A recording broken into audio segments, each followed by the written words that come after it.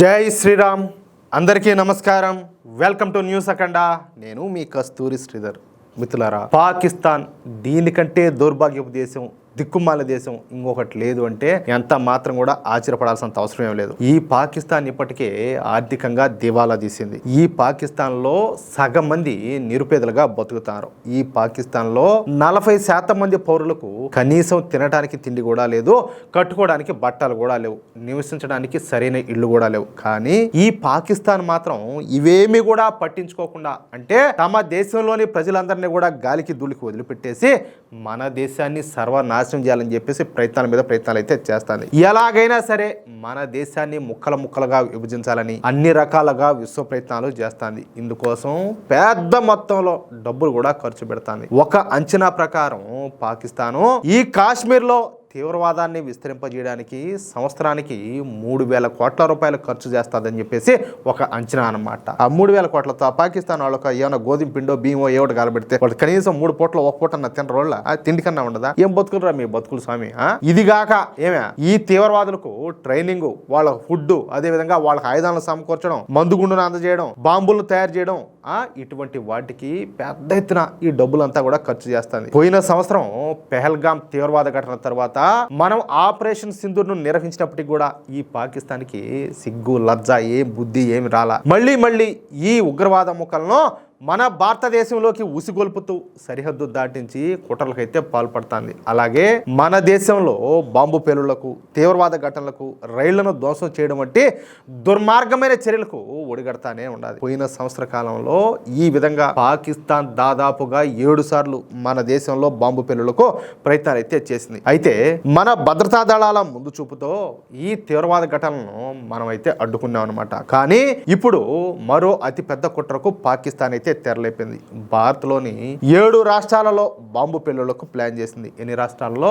ఏకంగా 7 రాష్ట్రాలలో. సరే, అసలు విషయానికి వస్తే మన దేశంలో తీవ్రవాద ఘటనలను అలాగే బాంబు పేలుళ్లను నిర్వహించడానికి ఈ లష్కర్ ఎ తోయిబాను పాకిస్తాన్ అయితే సృష్టించింది. పాకిస్తాన్ ప్రారంభించిన మొట్టమొదటి తీవ్రవాద సంస్థే ఈ లష్కర్ ఎ తోయిబా. అంటే ఈ లష్కర్ ఎ తోయిబా అనేది పాకిస్తాన్ కేంద్రంగా పనిచేస్తున్నటువంటి ఒక ప్రమాదకరమైనటువంటి ఇస్లామిక్ ఉగ్రవాద సంస్థ అన్నమాట. ఈ సంస్థను 1980ల మధ్యలో, అంటే కరెక్ట్ గా చెప్పాలంటే 1985 నుంచి ఈ 1987 మధ్య కాలంలో హఫీజ్ మహమ్మద్ సయీద్ అలాగే జాఫర్ ఇక్బాల్, అబ్దుల్లా ఆజాంలు కలిసి మొదలుపెట్టినారు. జమ్మూ కాశ్మీర్ను మన భారతదేశం నుంచి వేరు చేసి పాకిస్తాన్లో విలీనం చేయడం దీని యొక్క మొదటి లక్ష్యం అన్నమాట. దీని ప్రధాన కార్యాలయం పాకిస్తాన్లోని లాహోర్ సమీపంలోని మురిట్కేలో ఉండాలి. భారతదేశంలో జరిగినటువంటి అనేక ఉగ్రవాద దాడుల వెనక ఈ ఉగ్రవాద సంస్థ హస్తం అయితే ఉండాలి. ముఖ్యంగా 2001లో భారత పార్లమెంటు పైన దాడి, 2008 ముంబై దాడులతో సహా కొన్ని వందల సంఖ్యలో ఈ లష్కర్ ఎ తోయిబా మన దేశంలో బాంబు దాడులను అయితే నిర్వహించింది. ఈ దాడుల్లో కొన్ని వేల మంది భారతీయులు ప్రాణాలను కోల్పోయినారు. ఈ క్రమంలోనే ఇప్పుడు కొత్తగా మరో అతి పెద్ద దాడి చేయాలనుకున్నటువంటి ఈ లష్కర్ ఎ తోయిబా తీవ్రవాద సంస్థ ప్లాన్ ను మన భద్రతా బలగాలు విజయవంతంగా అడ్డుకున్నాయి. జమ్మూ కాశ్మీర్ లో లష్కర్ ఎ తోయిబా భారీ కుట్రను భగ్నం చేస్తూ 5 సభ్యుల అంతర్రాష్ట్ర ఉగ్రవాద ముఠాను పోలీసులు అయితే అరెస్ట్ చేశారు. జమ్మూ కాశ్మీర్ పోలీసులు శ్రీనగర్ కేంద్రంగా పనిచేస్తున్నటువంటి ఈ ముఠాను అయితే పట్టుకున్నారు. అరెస్ట్ అయిన వాళ్ళలో 2 పాకిస్తాన్ వాళ్ళు అయితే మిగిలిన 3 కూడా స్థానిక జిహాదీలంట.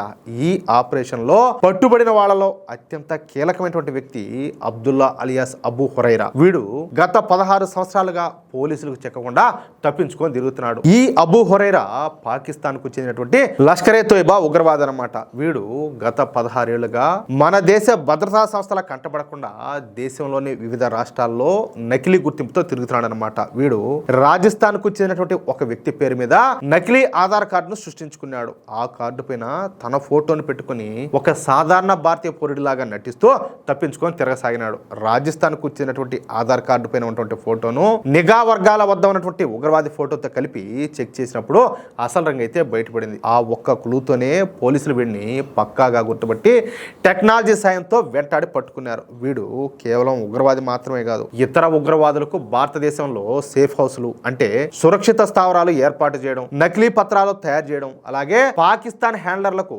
సమాచారాన్ని చేరవేయడంలో మాస్టర్ మైండ్ గా వ్యవహరించాడు. వీడు జమ్మూ కాశ్మీర్ తో పాటు రాజస్థాన్, హర్యానా, పంజాబ్లలో బలమైనటువంటి నెట్వర్క్ ను నిర్మించుకున్నాడంట. ఈ నెట్వర్క్ ద్వారానే ఆయుధాలను ఒక చోట నుంచి మరొక చోటుకు చేరవేసాగినాడు అనమాట. ప్రస్తుత పోలీసులు వీడిని కస్టడీలోకి తీసుకొని గత 16 సంవత్సరాల్లో వీడు ఎవరినెవరిని గెలిచినాడు, ఏ ఉగ్రవాద దాడుల్లో పాల్గొన్నాడు అనే కోణంలో విచారిస్తున్నారు. విచారణ అనేది బాగా మంచిగా జరుగుతుందన్నమాట. ఇక పట్టుబడ్డ రెండో వ్యక్తి పేరు వచ్చేసి ఉస్మాన్. వీడిని కుబైబ్ అని కూడా పిలుస్తారనమాట. వీడు కూడా పాకిస్తాన్ నుంచే వచ్చాడు. వీళ్లతో పాటు కాశ్మీర్ కు చెందినటువంటి మరో 3 స్థానిక వ్యక్తులు కూడా పోలీసులకైతే చిక్కినారు. వాళ్ళ పేర్లు మహమ్మద్ నకీబ్ భట్టు, ఆదిల్ రషీద్ భట్టు, అలాగే గులాం మహమ్మద్ మీర్ అనమాట. ఈ 3 కలిసి బయట నుంచి వచ్చేటటువంటి ఉగ్రవాదులకు ఉండటానికి చోటు ఇవ్వడం, తిండి పెట్టడం, ఆయుధాలను చేరవేయడం వంటి పనుల్లో సహాయం చేస్తా ఉన్నారంట. ఈ ఉగ్రవాదం ముఠా కేవలం కాశ్మీర్కే పరిమితం కాకుండా చెప్పాను కదా, రాజస్థాన్ అలాగే హర్యానా వంటి రాష్ట్రాల్లో కూడా స్థావరాలను ఏర్పాటు చేసుకునింది అనమాట. వీళ్ళు నకిలీ ఆధార్ కార్డులు అలాగే ఇతర పత్రాలతో భారత పాస్పోర్ట్లు పొందేందుకు ప్రయత్నాలు కూడా చేసినట్టు సమాచారం అయితే తెలుస్తుంది. దీంతో మన భద్రతా బలగాలు జమ్మూ కాశ్మీరు, రాజస్థాన్ అలాగే హర్యానా, పంజాబ్లోని దాదాపు 19 ప్రాంతాల్లో సోదాలన్నీ కూడా నిర్వహించారు. ఈ తనిఖీల్లో 4 AK రైఫిళ్లు అలాగే పిస్టల్స్, గ్రెనేడ్లు అలాగే కీలకమైనటువంటి డిజిటల్ సాక్ష్యాలను పోలీసులు అయితే స్వాధీనం చేసుకున్నారు. ఈ నెట్వర్క్ అంతా కూడా ఉగ్రవాదులకు ఆర్థిక సాయం చేయడం అలాగే లాజిస్టిక్ మద్దతు అందించడంలో కీలక పాత్ర పోషిస్తుందని చెప్పేసి విచారణలు అయితే తేలింది. పాకిస్తాన్ కు చెందినటువంటి హ్యాండ్లర్ల ఆదేశాలతో వీళ్ళు దేశవ్యాప్తంగా అశాంతిని సృష్టించేందుకు ప్రణాళికలు సిద్ధం చేసినట్లు అధికారులు అయితే పేర్కొన్నారు. ఈ ముఠా ఉగ్రవాద కార్యకలాపాల కోసం విదేశాల నుంచి ముఖ్యంగా పాకిస్తాన్ హ్యాండ్లర్ల నుంచి హవాలా మార్గాల ద్వారా నిధులు అందుకుంటా ఉన్నట్టు దర్యాప్తులు అయితే తేలింది. ప్రస్తుతం ఈ తీవ్రవాద ముఠాను ఒక రహస్య ప్రదేశానికి తీసుకెళ్లి విచారణ అయితే జరుపుతారు. మొత్తం మీద అతి పెద్ద ఉగ్ర కుట్ర అయితే బట్టబయలైతే అయిందనమాట. అదే విషయం మిత్రులారా, ఇది పాకిస్తాన్ ఆడుతున్నటువంటి నీచమైనటువంటి రాజకీయం. ఒక పక్కన ఆకలితో అలమటిస్తూ దేశం దివాలా తీసినా సరే మన భారతదేశం పైన విషం చిమ్మడం మాత్రం మానేయడంలే. కానీ మన భారతీయ వీర జవాన్లు, మన భద్రతా బలగాలు, మన ఇంటెలిజెన్స్ ప్రాణాలకు తెగించి నిరంతరం కూడా పహారా కాస్తుండడం వల్లే ఇవాళ మనం ఇంత ధైర్యంగా ఉండగలుగుతున్నాం. 16 ఏళ్లుగా ముసుగు వేసుకుని తిరుగుతున్నటువంటి ఈ అబూ హురైరా లాంటి ముఠాను పట్టుకోవడం అంటే అది మన నిఘా వర్గాల అతిపెద్ద విజయం అనమాట.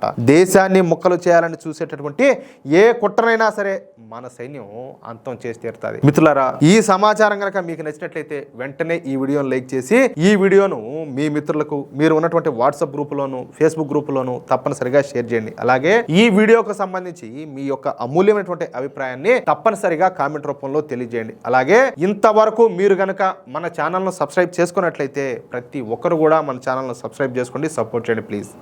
జై శ్రీరామ్, జై హింద్, భారత్ మాతాకి జై.